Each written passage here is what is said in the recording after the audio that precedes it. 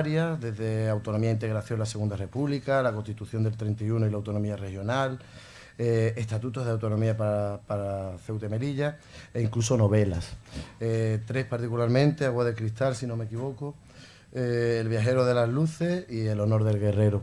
Como decía, para no quitar ni un minuto al ponente, les dejo con el profesor y la ponencia La autonomía de Ceuta durante la transición. Muchísimas gracias. Bueno, pues gracias, Gabriel. No sé, ¿está? Ahora sí. Buenas tardes a todos. Creo que estamos, ¿no? Sí. Muchas gracias también por tu presentación. La verdad es que usemos el tiempo en lo que realmente pueda ser interesante, porque si no se nos acumula. Y este tema de la autonomía, vengo yendo desde ayer, como siempre que vengo a hablar del tema, que es muy poco, porque la verdad, debatir, no debatimos sobre ello, sino que muchas veces vamos como líneas paralelas que no terminan de encontrarse, unos manteniendo una tesis y otros manteniendo una actitud. A la vista de ello, he pensado que hacía falta una introducción a esta conferencia. Voy a hablar de qué pasa en la transición con el tema de la autonomía, pero me parece que hay que enfocar un poco el punto de vista general, porque si no lo vemos mucho desde el punto de vista de la historia localista y perdemos la dimensión de donde estamos situados y realmente entramos en una dinámica donde funciona más lo emotivo que la racionalidad. Y esa introducción tendría que ir un poco porque ayer también se decía a lo largo de la primera de las ponencias que hubo que el tema autonómico fue un tema que se dejó absolutamente sin culminar en la transición. Hay que precisar algo también conceptualmente sobre la transición. Yo quería aportar un punto de vista que surge de la acumulación de procesos de caídas de regímenes autoritarios, tanto conservadores como comunistas, que se van produciendo en la segunda mitad del siglo XX. Los tres que se producen en la década de los 70, que son las tres dictaduras del sur de Europa y que realmente, por lo que respecta a la de la península ibérica, España y Portugal, son remanentes de la historia. Y una de las razones que explican mucho de lo que esta misma tarde hemos oído es que esos regímenes estaban absolutamente desprestigiados. Estaban, digamos, en una fase culminar que la coyuntura internacional los había ido manteniendo y sosteniendo, pero que su situación era realmente muy difícil de justificar y de legitimar. De ahí que los apoyos internacionales, el propio prestigio, la propia situación se viera muy devaluada en estos conflictos internacionales que eran tan importantes para nosotros. Se producen después la caída de las dictaduras del Cono Sur y a partir de 1989 se produce la caída de Europa Central y Europa Oriental, y ante toda esa acumulación de transiciones que se van produciendo desde regímenes autoritarios hacia regímenes democráticos, pues desde la ciencia política se aborda un intento de sistematización y de establecer algunas de los modelos que pudieran explicar de una manera más profunda lo que implicaba esos procesos de transformación. Esos procesos de transformación, en el caso nuestro, el modelo español, donde más coincidencia ha habido, coincidía en distinguir que se había tenido que producir y, por lo tanto, de una manera también no transmisible a otras situaciones, que es muy difícil trasplantar instituciones de una situación histórica a otra, podía compararse donde había estado, digamos, la esencia, los efectos, no el conjunto, digamos, de los hechos que allí se habían producido, que determinaban el paso, el puente que se había puesto desde la dictadura hasta la democracia. Es la tesis de los tres consensos.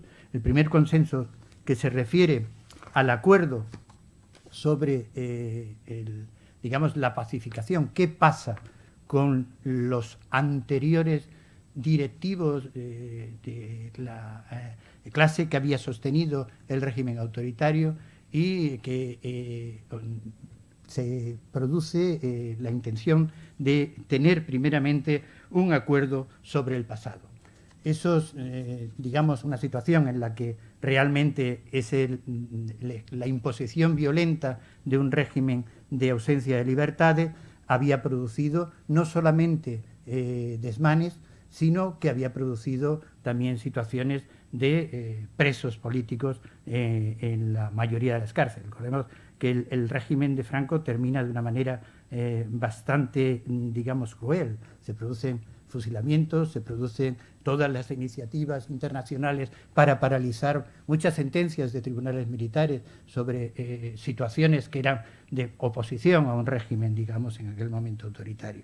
Bien, ese consenso es un consenso que seguramente es el más difícil, porque realmente la perspectiva ahí está en poder conseguir una línea que siempre es fina entre la justicia penal y lo que es la necesidad de una reconciliación, porque sin esa reconciliación es muy difícil progresar en una situación política posterior. Voy rápido. El segundo consenso es ese establecimiento de normas provisionales para debatir las definitivas en un ámbito de libertad, que exige que no haya exclusiones, que allí todos puedan discutir y que todos puedan tratar con absoluta libertad de encontrar el tercer consenso, que es la determinación definitiva de las reglas del juego del nuevo régimen. Bien, digo esta introducción porque la fase de culminación del periodo de transición se ha considerado siempre cuando las normas que ya están establecidas y aprobadas hacen que todo lo que suceda en ese nuevo régimen tenga unas bases absolutamente distintas de las que se habían considerado en el régimen anterior. Por lo tanto, la situación se ha transformado, aunque quedan todos los flecos y quedan, por supuesto, el gran trabajo de hacer un desarrollo político de todas esas instituciones. De ahí que la periodificación de este modelo de transición entraran en dos etapas importantes, una que era la de institucionalización, que en el caso nuestro iba desde la proclamación del rey Juan Carlos como monarca, que se produce a los pocos días de la muerte de Franco, hasta el día en que se promulga la Constitución, que es a finales de diciembre de 1978. Y ahí empieza una segunda fase que es muy importante, que es la política. La transición política, para algunos consideran que la etapa ha culminado en el 82, cuando con las elecciones se produce el cambio de fuerza política a la hora de regir las instituciones del nuevo sistema democrático. Pero para muchas cuestiones va más allá. Y esto es importante para el tema autonómico. El tema autonómico es verdad que está sin definir. Tenemos una Constitución que el título octavo es realmente un cómo llegar a ser. No se establece qué es lo que es nuestro modelo de estructura territorial o de organización territorial del Estado. Y eso es tan complejo desde nuestra perspectiva histórica que es muy difícil abordarlo porque no se abordó también en la Segunda República. España siempre ha sido un Estado unitario y siempre hemos tenido un Estado donde se iban produciendo, digamos, intentos de descentralización, que en la Primera República se producen durante un periodo muy corto, porque República Federal, la primera lo es solamente durante unos meses, porque el golpe de Estado de Pavía, que es un precedente del 23F, pues realmente lo que hace es cercar las Cortes y cerrar el Parlamento. Por lo tanto, el periodo de república unitaria que hay no es una república, es una dictadura. Hay un general, el general Serrano, que está dirigiendo sin unas Cortes, sin un Parlamento, los destinos del país. Ahí, sin embargo, se hace el esfuerzo de elaborar un proyecto de Constitución Federal donde realmente el tiempo y la distancia pues produce el que nos sorprenda muchas de las cosas que allí se establecen. Pero es verdad que para el caso de los territorios africanos la solución está prevista, pero igual que se produce porque allí todavía están Cuba y Puerto Rico y por lo tanto forman parte de los estados. Pero hay cosas curiosas como que Andalucía se divide en dos, la Andalucía superior y la Andalucía inferior. Pero bueno, era un precedente que nunca fue un precedente muy valorado porque el aspecto descentralizador terminó trágicamente y con una inestabilidad, como todos sabemos, que fue todo el sistema cantonal. Bien, por lo tanto, nuestro precedente realmente que tiene una perspectiva de análisis y de consolidación más importante es el de la Segunda República.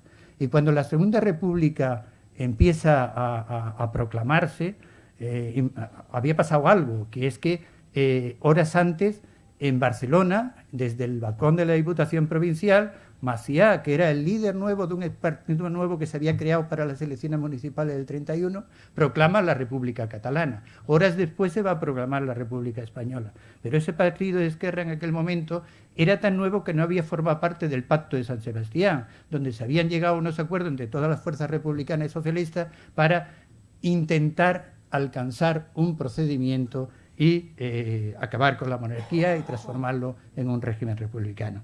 Bien, ¿qué se hace en ese momento con unos acuerdos que realmente no están escritos y que fue, como dijeron a muchos de sus participantes o actores, era un pacto entre caballeros? Pues las cosas no estaban definidas para ser un régimen autonómico. Y entonces, ¿qué hacen los constitucionalistas? Pues ver de dónde pueden sacar unas fuentes que a nosotros nos ayuden a diseñar una nueva estructura descentralizada del Estado. Y esa estructura, tanto en la Constitución del 31, como después vamos a ver en la del 78, se proyecta de tal manera que las regiones, dada la variedad de situaciones que se producen en la península ibérica, pues, en España, realmente no se pueden conformar desde un instante inicial, sino que ni siquiera se sabe si puede haber fuerza suficiente para estructurar un poder en algunos de esos territorios. En aquel momento, el único modelo que nos puede servir es el de dos estados federales que habían sido novedosos porque los dos surgen con la caída de dos imperios al final de la Primera Guerra Mundial, el Imperio Austrohúngaro y el Imperio Alemán. Y las dos constituciones, la de Weimar y la Constitución austriaca, son las dos federales y son las dos las que van a servir de elementos técnicos esenciales para concebir cómo va a ser el Estado regional en la Segunda República. Bien, desde esa situación, lo que la República hace es un proceso que pone en práctica esta democracia profunda de repartir el poder. Y lo va haciendo a través de métodos en el cual la voluntad de los territorios se va consolidando y va produciendo capacidad de autogobierno. Y durante el corto periodo de la Segunda República, solo 3 regiones consiguen aprobar su Estatuto de Autonomía. Lo consigue la primera Cataluña, que es en el propio año 31, lo consigue en segundo lugar la del País Vasco, que es en el año 33, y Galicia por los pelos llega al golpe de Estado. Entonces, esas 3 regiones son realmente, igual que lo que pasa con el Estado republicano, con la República, sufre la acometida del golpe de Estado y desaparecen en lo que va a ser todo el proceso desde que el golpe de Estado hasta el final de la Guerra Civil, y entramos en una fase donde ese precedente no solamente se ha cortado de raíz en sus orígenes y en su desarrollo, sino que se ha contrapuesto una situación absolutamente contraria, que es un centralismo absolutamente tan controlado que hablar de descentralización, incluso cuando hablamos de los ayuntamientos, el ayuntamiento es el último, digamos, elemento del poder de la dictadura para controlar a las ciudades. No está concebido como la administración que sirve a los ciudadanos, sino que es el ejemplo absolutamente contrario. Hay una cosa que yo iba a empezar contando, y es que en los orígenes, la primera, digamos, las primeras fases de la transición, los primeros meses, el clamor que empieza popularmente a servir de símbolo para las demandas de transformación del Estado es libertad, amnistía y estatuto de autonomía. Empieza en Cataluña y en el País Vasco, pero se va extendiendo por toda España. Y en todas las manifestaciones se va reclamando el estatuto de autonomía. Pero no hay nacionalidades históricas en todas las regiones. ¿De dónde sale ese clamor? Ese clamor es muy importante tener en cuenta que se considera en aquel momento, no tenemos un modelo de estructura territorial, de reparto del poder, pero se concibe como un elemento que contribuye a la democratización, que va a profundizar la democratización de nuestro Estado. Entonces, desde esa perspectiva, la autonomía se reclama. Y ese clamor general va consolidando posiciones muy urgentes, porque realmente, recordemos que la Constitución reconoce varias vías de acceso a la autonomía, por eso decía antes, es un título de llegar a ser entidad autonómica, autogobernarse, pero reconoce que hay unos derechos históricos, que son las tres que tuvieron en su momento estatutos de autonomía, y por lo tanto no tienen por qué demostrar con una vía de acceso a la autonomía especial, porque ya lo hicieron en su momento histórico, y Cataluña, País Vasco y Galicia son a los que se refiere la Constitución como cuando habla de nacionalidades históricas. Pero hay una vía que a esa le está considerado la mayor capacidad de reparto del poder, que es el artículo 151, pero esa vía también se puede llegar mediante una voluntad inmediata, que es la que se produce en Andalucía. Y hemos hablado del consenso en todo, prácticamente en todo en esos años, pero no hay consenso entre UCD y el PSOE para aprobar el Estatuto de Autonomía de Andalucía. Lo digo esto porque ahora vamos a hablar de la Comisión de Parlamentarios Andaluces.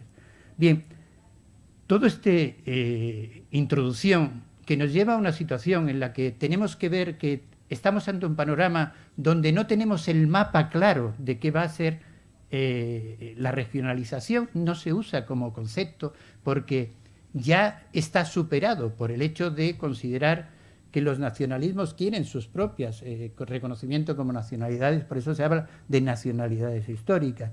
Pero es que el regionalismo en aquellos momentos de los años 70 era en muchos estados centralizados, y como ejemplo que nos vale por todo es Francia, se hablaba de regionalismo, y era una tendencia de descentralización administrativa que estaba viendo que las energías que podía movilizar en la sociedad, en la capacidad de autogobierno, se llevaba a través de esos procesos, pero visto desde el jacobinismo centralista francés, la situación era crear, digamos, prefectos con un poco más de capacidad y con un poco más de extensión. Pero no creamos que todos los estados federales se mantienen con una estructura definida desde el momento, no desde el momento y en su evolución. Ahora mismo, Alemania, a la que consideramos un Estado federal consolidado, que con su reunificación después del 89 de la RDA y con la República Federal Alemana, pues, establecen 16 Länder. Esos 16 Länder significa territorio, pero no todos son territorios. Entre esos 16 Länder hay tres ciudades. Una de ellas es una ciudad-estado, que es Berlín. Y después hay dos ciudades libres o hanseáticas, que son Bremen y Hamburgo. Y tampoco toda la dimensión óptima de una autonomía, a lo largo de la experiencia de cómo se va ejerciendo las funciones, las capacidades, el poder repartido del Estado federal, se está viendo que unos producen unos beneficios realmente positivos y que otros están con grandes problemas para salir adelante. ¿Qué quiere decir esto? Que la economía de escala, a la hora de establecer las potestades, las capacidades para actuar sobre las distintas materias, es realmente importante, es muy importante. Y bueno, ahora se está pensando, y llevan 4 años discutiéndolo y debatiendo en comisiones cómo resolver una nueva estructura federal para Alemania. Pensemos que todo ese surgimiento de los estados federales es una herencia de los antiguos regímenes, es decir, son baronesías, condados, etcétera, etcétera, que se han ido decantando históricamente con una geografía que no está pensada para prestar unos servicios a toda una población o para administrar una población o para ejercer sus capacidades políticas dentro de ese territorio. Se quiere reducir a 6, de 16 a 6. Estamos hablando en una dimensión en la que vemos fundamentalmente el ámbito de racionalización política de esa estructura organizativa. Es decir, no estamos pensando en las voluntades ideológicas o en las voluntades nacionales o en las voluntades que quieren conducir a que determinados territorios se les sea reconocido con el máximo poder. A un poder le corresponde una capacidad de obrar. Es decir, entremos un poco en Ceuta.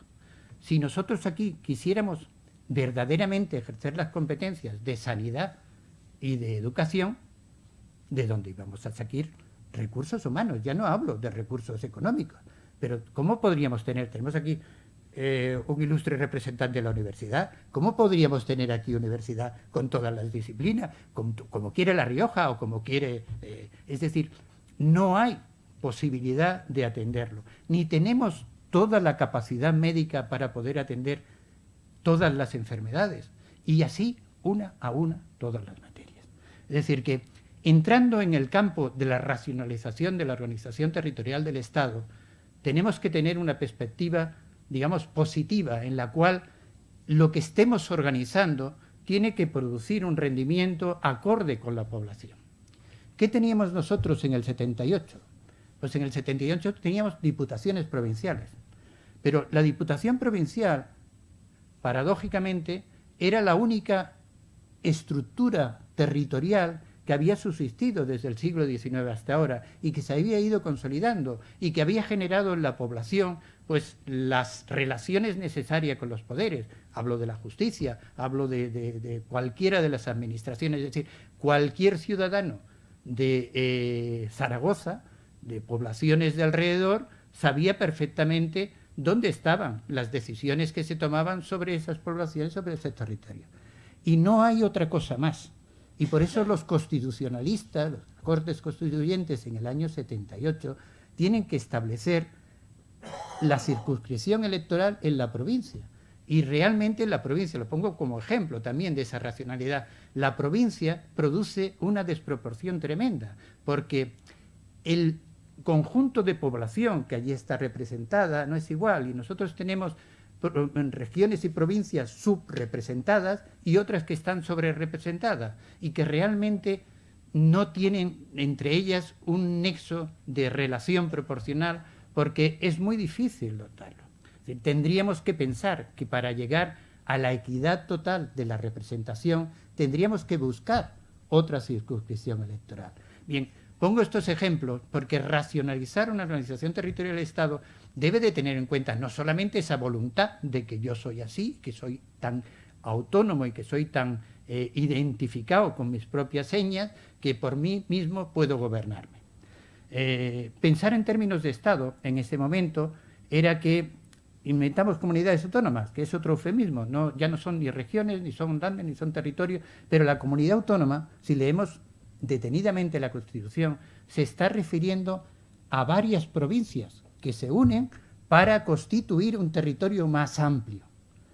Lo que pasa es que excepcionalmente, en el proceso de acceso a la autonomía, se van decantando territorios uniprovinciales que reclaman, según historia, como el régimen de Murcia o como Asturias, que realmente tiene una población sólida que puede por sí mismo autogobernarse, que son especiales. En esa tesitura, cuando se habla de comunidades autónomas, en la Constitución del 78, no se tiene un mapa territorial, pero tampoco se tiene la figura política de cómo se ha repartido el poder sobre esa entidad territorial. No hay una definición clara de que la comunidad autónoma es con tales atributos. Se piensa que va a haber comunidades sin capacidad legislativa, se piensa que van a haber capacidades que tengan su propio derecho, se piensa de muy distintas maneras. Tanto es así que en el año 81 tienen que reunirse las fuerzas políticas para pensar que todo lo que se ha movilizado de acceso a la autonomía hay que poner alguna racionalidad. Y se firman los primeros pactos autonómicos. Y en esos pactos autonómicos del 81 se establece un límite para las comunidades autónomas uniprovinciales. Y se le niega el que puedan ser comunidad autónoma Segovia o León, que ya estaban en el proceso. Pues, sin embargo, se deja Cantabria, se deja La Rioja, que parece como una empresa que funciona bien. Y bueno, va para adelante. En cualquier caso, ahí había también, digamos, dependencias políticas, en un caso y en otro, que iban a provocar que hubiera una expansión. Es algo parecido a la Europa en varias velocidades, pero aquí estamos hablando de nuestro reparto del poder interno en aquellos momentos. Ha corrido mucho la descentralización en España. Hemos hecho un proceso de descentralización que no solamente, estamos en época de tirarlo todo abajo, pero hay que de vez en cuando reconocer algo. No solamente se corrió mucho y se estableció una estructura, sino que parte del éxito de la modernización de España está en su estructura territorial, en que habíamos creado administraciones que eran ágiles, que administraban, que dinamizaban las inversiones, que dinamizaban las infraestructuras, y eso se hizo tan rápido porque el Estado estaba descentralizado. Había razón en pedir estatutos de autonomía, había razón en pensar que la autonomía era un elemento de democratización del Estado. Pero si vamos al plano de las demandas, inmediatamente, en cuanto entramos en el ámbito del nacionalismo, vemos que efectivamente lo único que une a las distintas corrientes nacionalistas es su voluntad de tener un Estado, de convertir a esa nación creada en un nuevo Estado. Por lo tanto, es muy difícil compaginar todo un debate de racionalización de una estructura para atender servicios o para atender con mayor capacidad el poder de decisión de los ciudadanos, con algo que es una demanda que no tiene mucho que ver con eso. Y hemos tenido que ir estableciendo hasta este momento actual, en el que estamos hablando, que estamos seguramente en la situación más crítica que ha vivido España en estos 40 años, más incluso que el 23F. Hay más amenaza a la democracia que la que había en el año 81 con el golpe de Estado de Tejero y compañía. Bien, en esta situación, indudablemente, decir que cuando ya han pasado años ha habido una doctrina que se ha ido desarrollando al proceso que prolonga el desarrollo de nuestra estructura organizativa, se le ha denominado proceso estatuyente porque es una prolongación del proceso constituyente y se buscaba un consenso para extenderlo en esa fase política a lo largo del tiempo y de su desarrollo, para legitimarlo y, por lo tanto, con los sucesivos acuerdos que iban dándole un perfeccionamiento a ese Estado que no lo había tenido en su origen.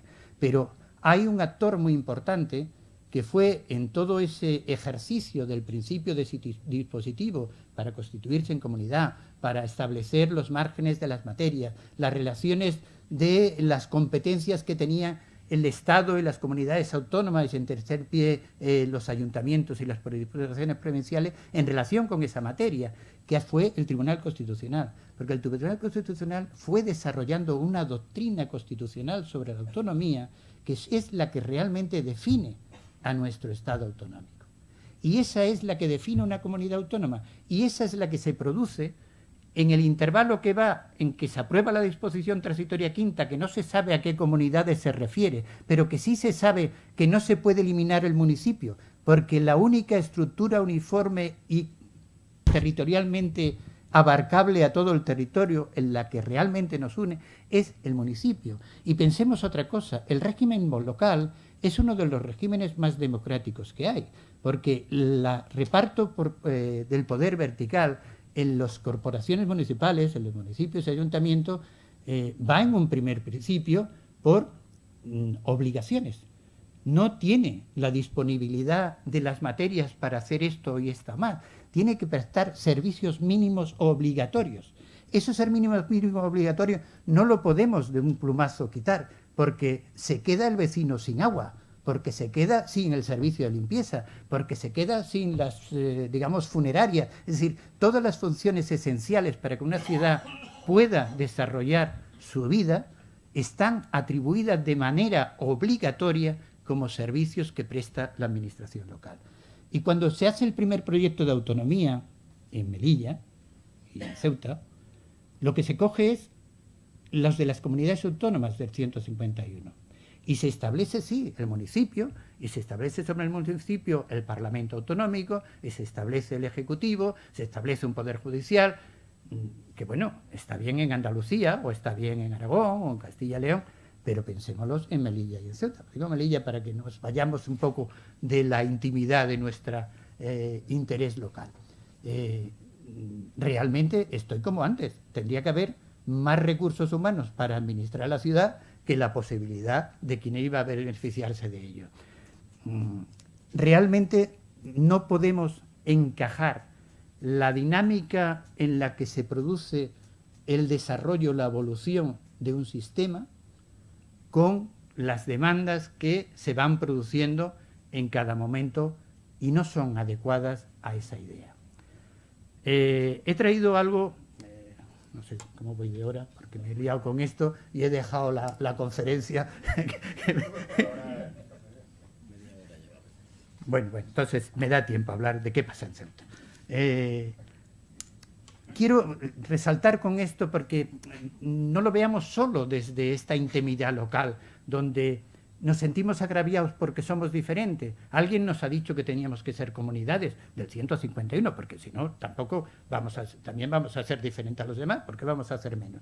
Pero, claro, una de las soluciones que se decía, pues hablaba de ayuntamiento, es que se quitara el ayuntamiento, igual que se quitaban las diputaciones provinciales en las plurales. Pero es que la Constitución no habla de diputaciones provinciales como ayuntamiento, habla de diputación provincial o organismo de representativo que la represente, que la corporación que pueda ser alternativa. Es decir, autoriza a que no haya diputaciones provinciales. De hecho, las comunidades autónomas y provinciales absorben a la Diputación Provincial, pero no solamente eso, sino que la prestación mancomunada de servicio, que es para lo que sirven las Diputaciones Provinciales, para atender a las entidades locales menores. Y habría que hablar de otra historia territorial. Nosotros, en el año 78, teníamos 8.090 municipios. No crean que han disminuido, han ido creciendo, ¿eh? Y no había un proceso racional. El franquismo podía haber autorizado perfectamente tanta autoridad para haber pegado un tajo en los ayuntamientos y haber hecho algo racional, algo que realmente pudiera atender a la población. Y no lo hicieron, siguieron manteniendo las corporaciones. Cuando uno mira, porque sí estaba regulado el que podía haber fusiones de ayuntamientos y demás, pero ¿qué ha pasado después? Que con el desarrollo urbano, muchas de las urbanizaciones estas amplias y modelos han pedido autogestionarse como municipio y han pedido convertirse en ayuntamiento y se ha cedido a ello, ¿eh? Es decir, que ha crecido el número de municipios y no ha habido un pacto local que entrara en esa materia. Yo antes recordaba algo que realmente viví. Recuerdo una época que viajábamos mucho a la parte de los columneros, ¿no?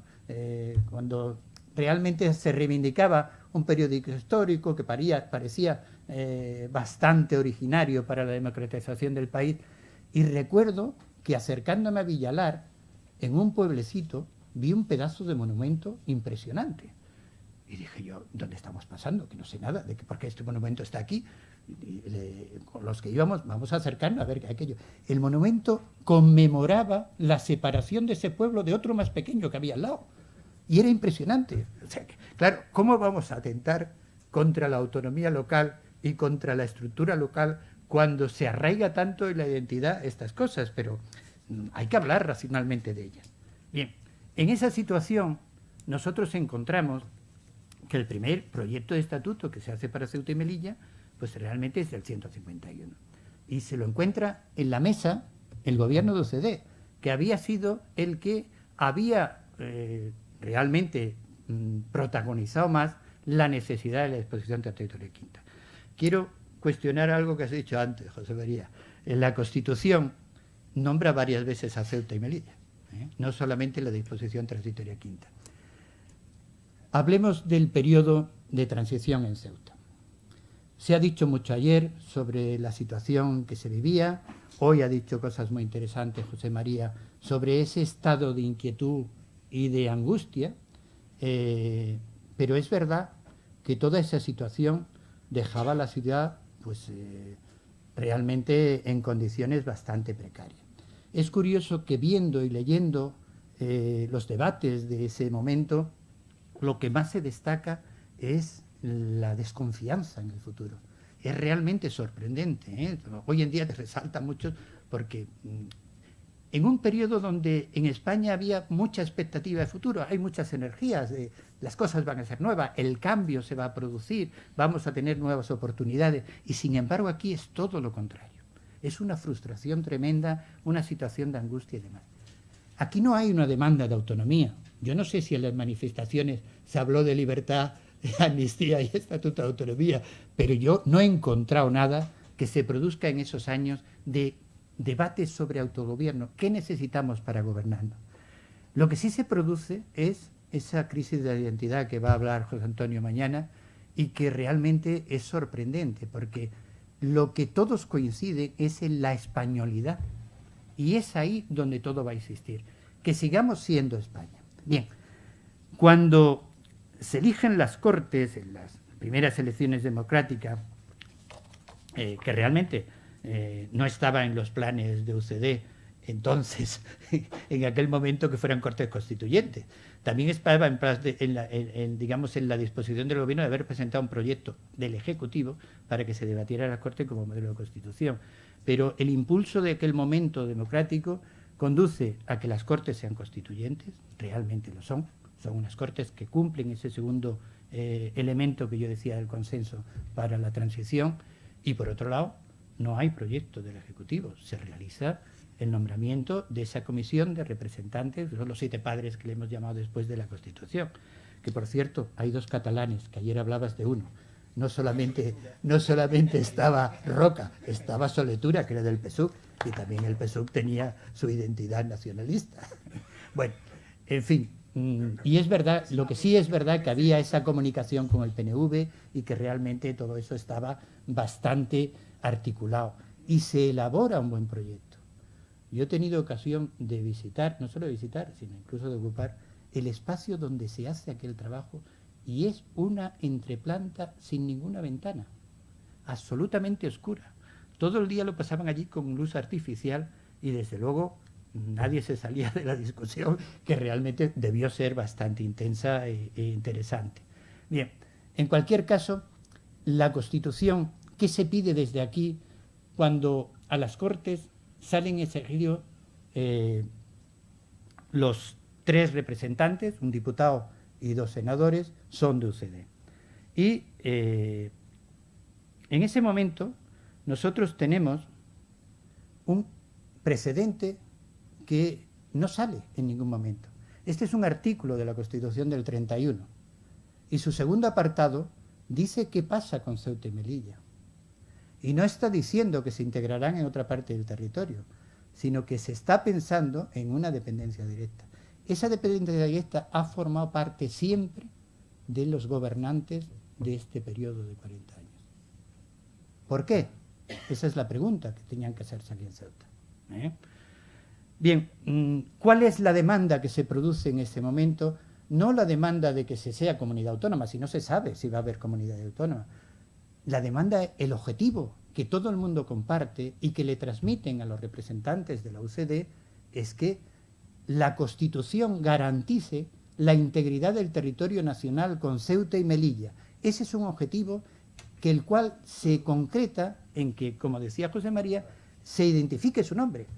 Pero si leemos toda la Constitución, solo vemos que hay muy poquitos nombres de los territorios. Los demás no existen, ¿no? Sale Navarra, sale el País Vasco, sale Cataluña, sale Galicia, porque son nacionalidades de historia. Salen los archipiélagos, Balear y Canario, porque tienen un régimen distinto en cuanto a lo que son los consejos insulares, etcétera, etcétera. Y también la representación. Y sale Ceuta y Melilla.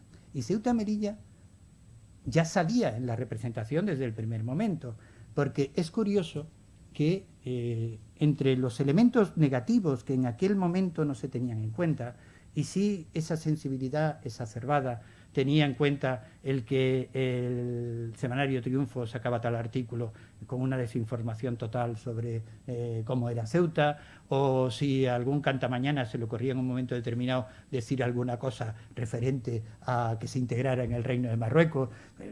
Historias de estas son las que realmente aquí motivaban esta, digamos, crispación, y que, sin embargo, se seguía poco lo que fue el debate constituyente. No aparece mucho. Y hay que subrayar una cosa.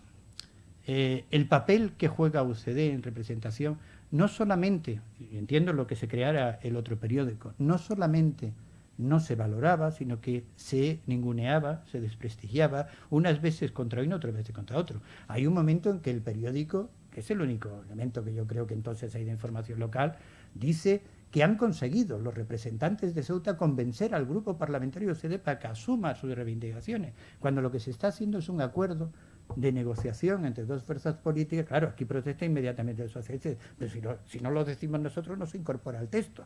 Entonces estamos aquí, entonces tuvo que salir otra vez UCD diciendo, es verdad que esto está siguiendo un protocolo, un procedimiento en el cual vamos viendo qué asuntos estamos de acuerdo para consolidar la posición. Y eso funciona, ese consenso funciona y se extiende a la unanimidad del Congreso y del Senado, no solamente en la disposición transitoria quinta, sino que se extiende en los dos artículos que regulan el representante de la ciudad en el Congreso y los senadores, porque los senadores, en la Constitución republicana, de la Segunda República, sí estaba como circunscripción electoral Ceuta, como un representante en el Congreso, y está en el decreto primero que regula las elecciones. Y aquí, en España, el primer decreto que regula las elecciones, que todavía no tenemos constitución, que son las del 15 de junio del 77, ya consideran que Ceuta y Melilla tienen no solamente un diputado, sino 2 senadores. Y eso se mete después en las normas electorales posteriores y se mete en la Constitución. Y el debate más importante que se produce en los plenos de la Constitución no es el de la autonomía de Ceuta, es porque Ceuta tiene 2 senadores, porque la sobrerepresentación de 2 senadores en Ceuta tiene una relación más o menos, aquí tenía sacada unas notas, en el momento de aprobarse la Constitución, un senador por electores en Ceuta representaba a 15.151, en Andalucía 148.647 y en Madrid 881.720. Un senador. Por habitante, en Ceuta eran 26.194, en Andalucía 212.180 y en Madrid 1.195.000 habitantes. O sea que hubo alguien que dijo, hombre, con un senador tienen bastante. Por eso aquí cuando se pedía, y un senador de representación autonómica, bueno, vamos a organizar otro follón, otro más, senador, en fin. Tampoco está la Cámara con tanto trabajo para necesitar ayuda. En fin. Pero sí hay un debate interesante ahí. Hay interesante. Seguramente lo más exótico es la enmienda del senador Sirinac. Sirinac reclamaba Euskadi Norte para el Estado de Euskadi, la Cataluña Norte para el Estado de los Países Catalanes, y Ceuta y Melilla podrían optar, en la medida que las circunstancias lo permitieran, entre entrar a formar parte del Estado de Andalucía con el estatuto con que este Estado pacten, o entrar a formar parte de Marruecos con el estatuto que con dicho Estado se negocie. Bueno, eso fue lo más curioso, yo creo que anecdótico. Pero el resto, hay que señalar que en el proceso constituyente, y eso es un aspecto negativo, mientras aquí en Ceuta se tenía la angustia y se producían esporádicamente inoportunas declaraciones. Primero fue Fraga, que con Reforma Social Española hizo el famoso libro blanco y organizó un pitoste aquí impresionante, pues además vinculado a Gibraltar. Cuando yo creo que en la sociedad española, hablemos en sentido general, no estaba instalada una conciencia de que no formaban parte del territorio. Supongo, no había manifestaciones o no había, expresiones de partidos políticos en el sentido de autoafirmación y demás, porque tampoco se consideraba necesaria. Pero es más, un elemento que es difícil de explicar en el exterior, aquí lo tenía muy claro, no solo la gente de Ceuta, y es que la diferencia entre Gibraltar, territorio sometido a descolonización, con la situación de los territorios de Ceuta y Melilla, nadie las mezclaba. Es decir, que la situación de conciencia nacional con respecto a la españolidad y a la integración de Ceuta y Melilla no era grave. Y lo demuestra claramente cómo durante el proceso constituyente, pues la verdad es que en el Senado, por decir en el último momento que se aprueba la Constitución, el proyecto que después pasa a las enmiendas conjuntas, tengo por aquí la votación. Es que es sorprendente la unanimidad. Bueno, se me ha perdido por aquí.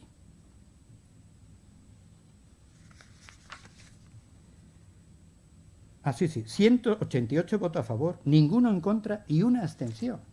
A la disposición transitoria quinta. Es decir, a eso que hoy en día reclamamos como comunidad autónoma del 155, pero que en aquel momento no se sabía lo que era. Bien, ese éxito es realmente sorprendente.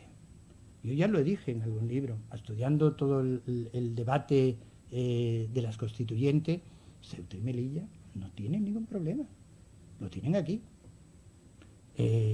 Realmente, cuando se discute el privilegio de 2 senadores, es minoritario. Nadie cuestiona realmente que no haya 2 senadores. No se crea con eso un gran debate. Pero sí es verdad que hay enmiendas y demás. Bueno, se deja el tema. No se pone en cuestión la vía que había.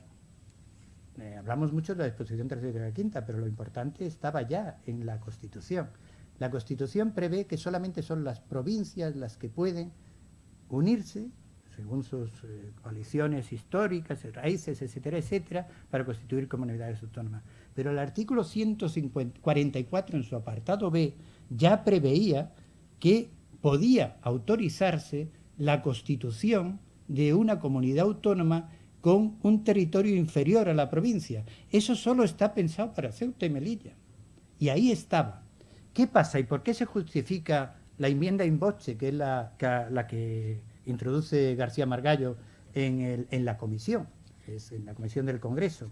Y bueno, es muy curioso los debates que se producen sobre ella, porque no cuestionan realmente para nada la disposición transitoria quinta, se cuestiona la justificación, porque se justifica por razones técnicas y por razones políticas. En fin, las razones técnicas es que es verdad que el 144 pone que se va a autorizar que un territorio que no es una provincia se constituya en comunidad autónoma y se establece, y la voluntad de ese territorio, ¿dónde aparece? ¿Dónde se manifiesta? ¿Cómo acceden a la autonomía con esa vocación de que quieren autogobernarse? Bueno, pues se introduce la disposición transitoria quinta para que técnicamente eso se resuelva, que la voz del pueblo de Ceuta y Melilla se oiga a la hora de establecer su propia petición de autogobierno. Y entonces, desde esa situación, se dice también la otra, la política. La política es que aquí se está sufriendo mucho por una situación muy precaria, porque hay un acoso internacional, porque las situaciones con Marruecos, tanto sufrimiento. Bueno, se aprueba sin entrar en el debate, esa es la explicación. Y a continuación, Peces Barba pide una explicación de voto. Dice que está de acuerdo con la disposición transitoria quinta, pero que no está en absoluto de acuerdo con la justificación que ha planteado el representante de UCD. ¿Y qué se quiere decir con ello? Porque sí aparece en otras partes del debate. Es que mantiene que es una cuestión externa, no quiere entrar en una discusión. Cuando acordémonos que en la primera fase del año 77 de gobierno y principio del 78, quien contestaba estas cosas era el ministro de Asuntos Exteriores. Bueno, pues ahí está. Bien, no quiero aprovecharme del tiempo. La verdad es que he destrozado mi conferencia porque yo venía a hablar de la transición. Pero quiero decir, aparte de este éxito, el éxito no es recibido, decía antes, aquí bien. El Faro, que es la prensa que existe, lo recibe. Bueno, pues se ha introducido Ceuta y Melilla en la Constitución, es el titular. Y en la página cuarta o quinta hay un corto estrecho donde el editorial dice que, bueno, esta es la raya de salida, a ver hasta dónde vamos a llegar. O sea, pero si acaba de introducirse las enmiendas en la Constitución y no queríamos eso, que figurara en la Constitución, ¿ya se está hablando de autogobierno? ¿De qué se está hablando? Ya está ahí el género. Bueno, pero la cosa es peor, porque a partir de entonces empieza la teoría de la conspiración. Y entonces empiezan a salir titulares, hemos comentado en algún momento, empiezan a salir cosas que no se explican, que se acusa de se acusa de traición a los partidos UCD y PSOE porque van a vender a Ceuta y Melilla. Incluso sale un artículo en El País que en su momento tuvo mucha repercusión y acusan que eso está anunciando una negociación de que el gobierno ya ha vendido Ceuta y Melilla. Y entonces aquí hay otra de las grandes manifestaciones, Ceuta española, tal. Pero todo es falso, es absolutamente falso. No había nada. Bien, ¿qué dice UCD en su última fase de gobierno sobre la disposición transitoria quinta? Déjeme que le lea esto como último, porque es importante. Quien realmente creía en el autogobierno semejante para Ceuta y Melilla era UCD. Fue el motor que llevó a estas dos ciudades efectivamente a la Constitución en esa idea autonómica, no en la de las elecciones, porque en la normalidad el reconocimiento ya de la representación política implica integración del territorio. Si se cuestiona, ¿por qué le vas a conceder una representación política? O sea, como a los demás ciudadanos. Bueno, en este momento, cuando ya está las dos peticiones de los ayuntamientos, porque los acuerdos autonómicos del 81 han fijado un plazo que en el 83 tienen que estar todos los estatutos de autonomía para tener ya cerrado el modelo de Estado con su organización territorial. Y entonces los dos ayuntamientos de Ceuta y Melilla solicitan que la disposición transitoria quinta se reclama en convertirse en comunidad autónoma y que se autorice su procedimiento. Y uno de los borradores de estatuto, que es el de Melilla, es el primero que el gobierno le hace un informe y lo eleva a las Cortes para un dictamen de los letrados y demás sobre la constitucionalidad de la autonomía de Melilla. En ese caso, vamos a ver dónde lo tengo.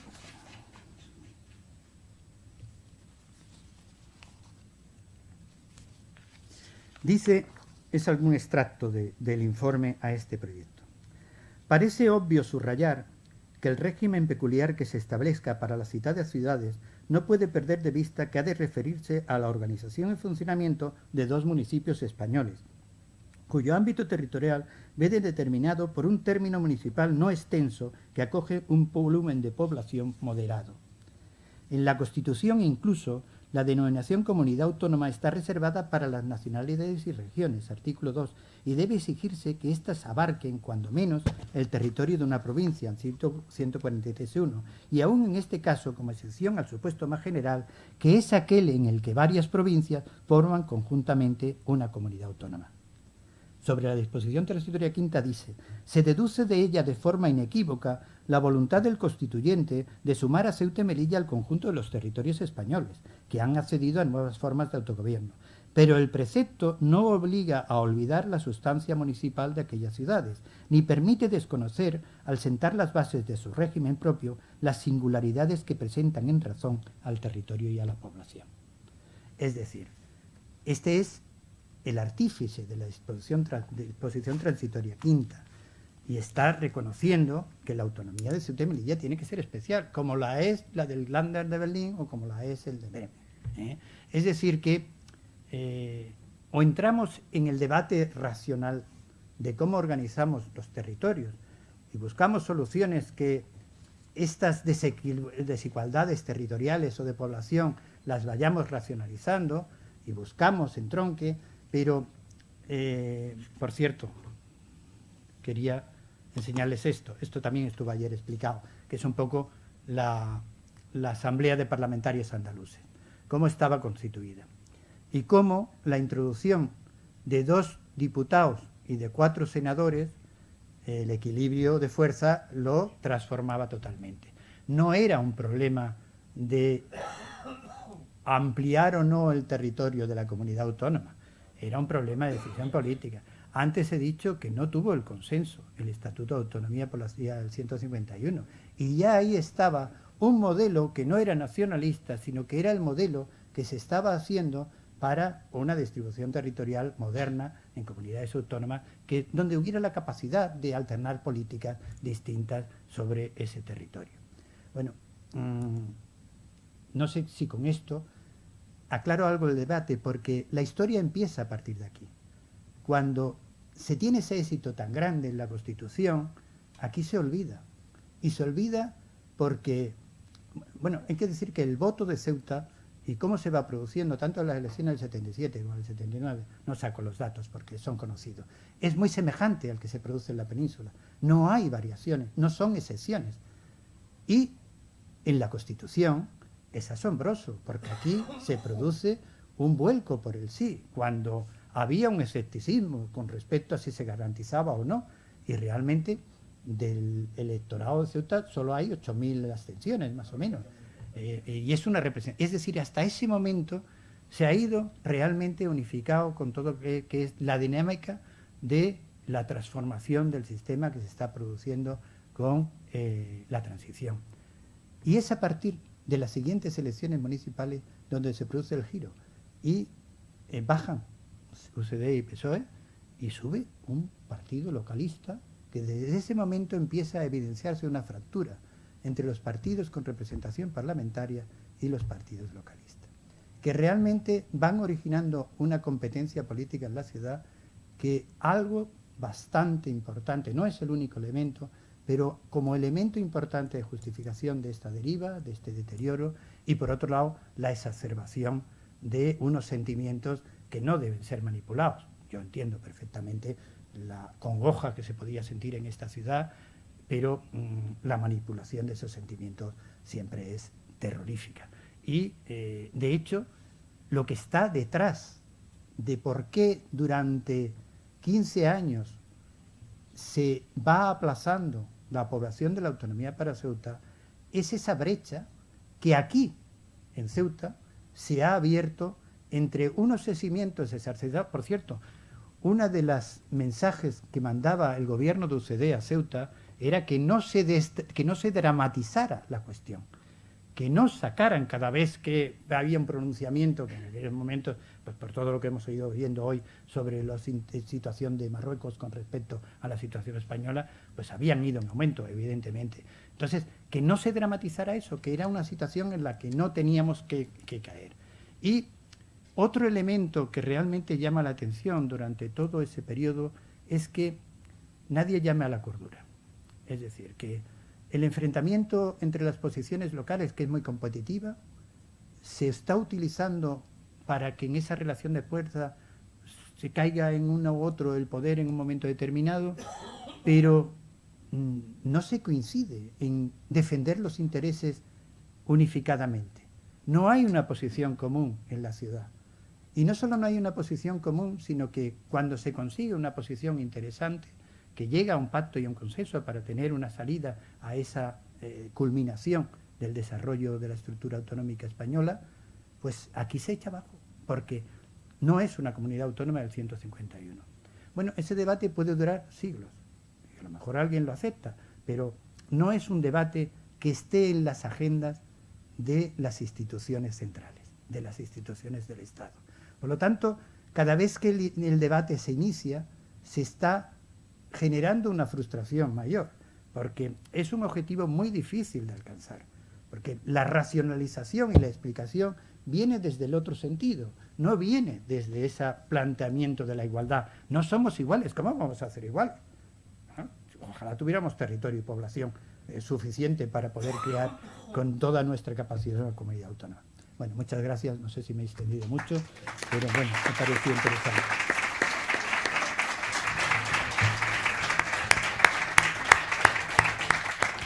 Muchísimas gracias, Adolfo, enhorabuena. ¿Alguna pregunta?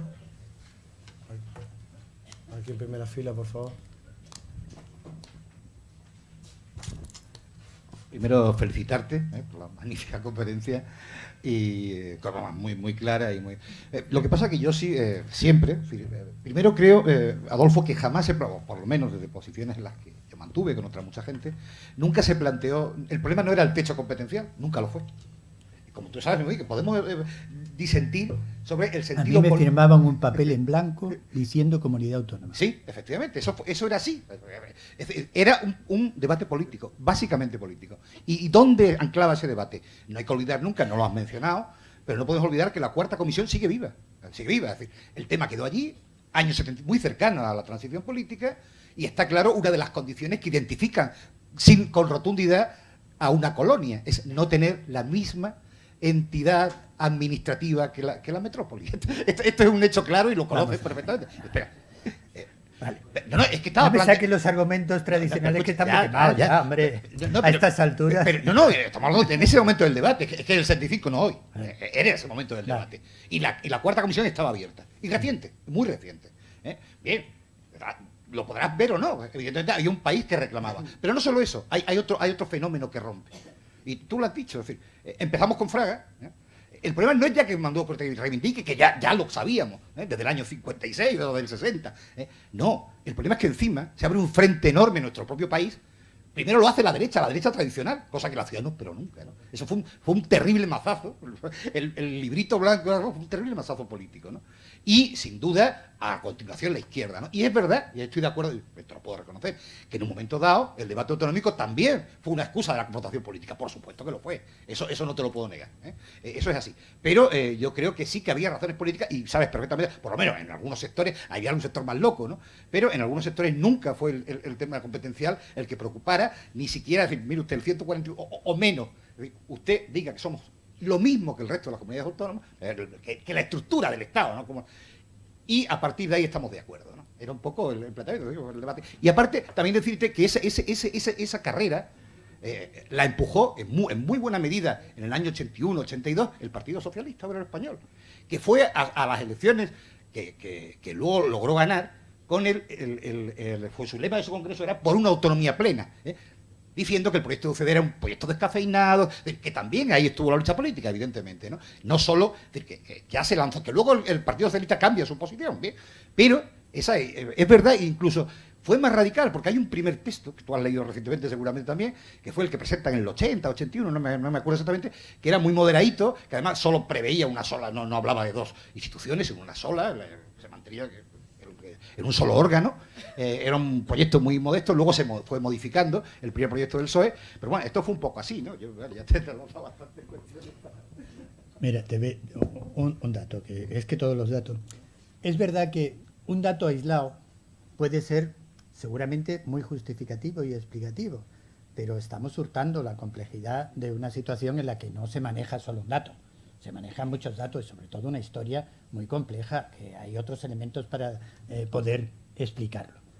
Pero añadiendo a esto último de la competitividad electoral y la utilización, no hablo de la local, hablo de la nacional.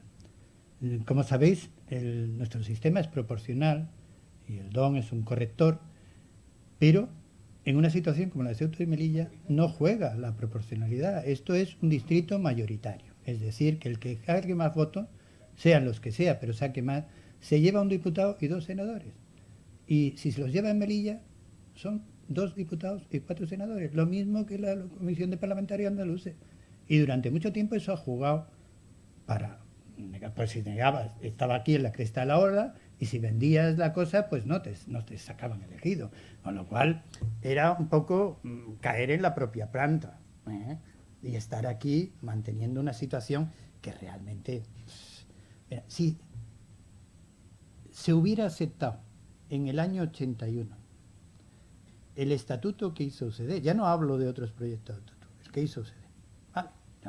No estoy de acuerdo con ese estatuto como estatuto autonómico, era una carta municipal un poco potenciada, pero bueno, estaba ahí. En el año 92, cuando se vuelve a revisar todo el desarrollo autonómico, se habría revisado el Estatuto de Ceuta. Pero es que habría habido una experiencia desde el año 81 hasta el año 92 muy importante para ponerla encima de la mesa y para establecer con criterios muy pragmáticos hasta dónde se podía y se quería llegar. Se perdió esa acción, pero se pierde otra. Seguramente no todo el mundo es consciente que tener a Ceuta como ciudad autónoma no es un agravio comparativos con las comunidades autónomas, es un privilegio, porque desde el momento que ha sido ciudad autónoma, nadie le ha cerrado la puerta a un sitio donde no están los alcaldes de las grandes ciudades, de las capitales de este país, donde sí están los alcaldes de Ceuta y Melilla, presidentes de ciudades autónomas, y están compartiendo el sistema de financiación con las comunidades autónomas, están compartiendo la articulación de políticas sectoriales, están compartiendo cosas y tienen una información especial. Por otro lado, y no quiero con esto devaluar nada, pero ni quito ni pongo rey.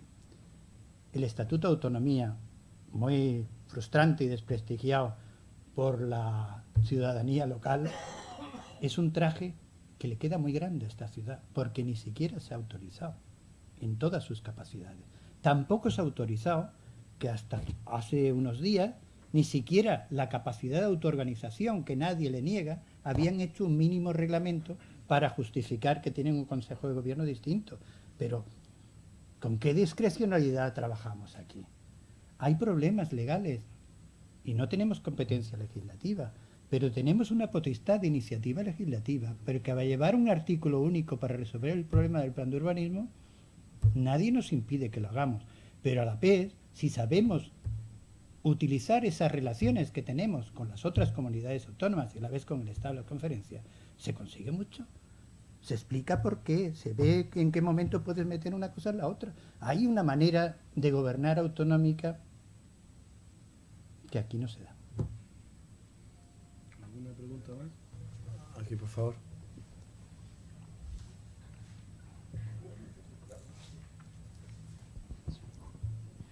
Buenas, profesor.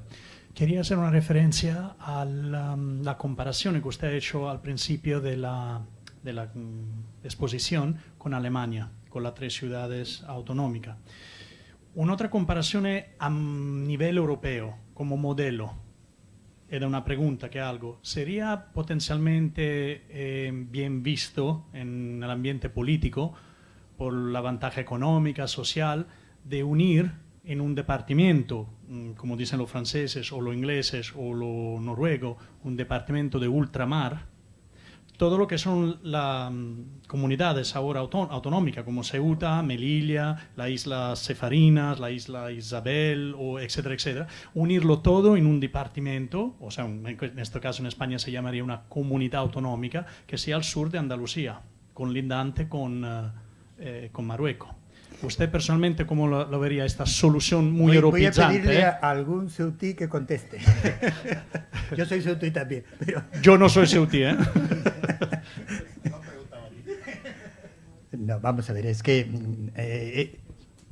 primero, aquí vale lo del monumento que yo decía del pueblo. Diga Ceuta y Melilla que se hunde. O sea, son muy diferentes, hay grandes diferencias, aunque hay muchas cosas que les hacen semejantes. Pero si no se han unido para poder hacer... no presión, sino reclamaciones de cosas que sí afectan como un monte y que la fuerza de 2 siempre es más que la de 1. Y podían hacerlo, nada se lo impide. El principio de cooperación es además una regla obligatoria en nuestro Estado. Es decir, que hay que atender por lealtad constitucional a esas confluencias de competencias estatales con las autonómicas y con las locales. Pero aparte, municipios son solo Ceuta y Melilla. El resto de los territorios, los peñones, no lo son. En el Estatuto de Autonomía no viene recogido del territorio. No.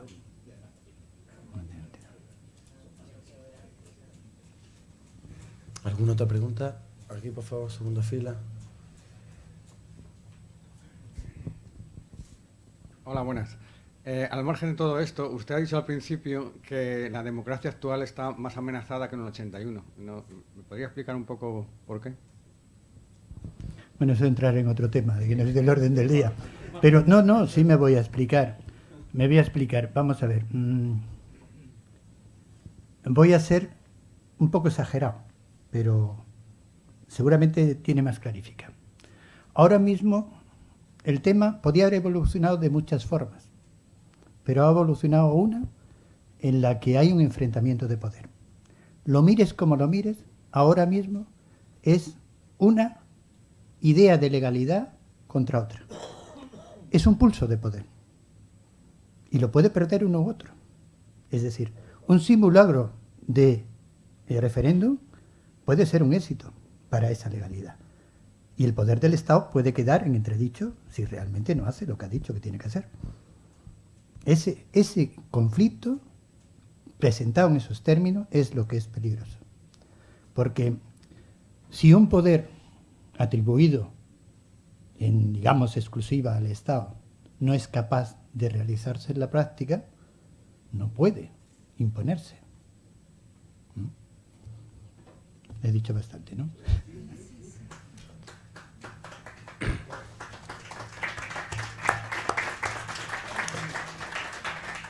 ¿Alguna otra pregunta? ¿No? Pues entonces muchísimas gracias, don Adolfo, y buenas noches a todos. Los esperamos mañana. Gracias.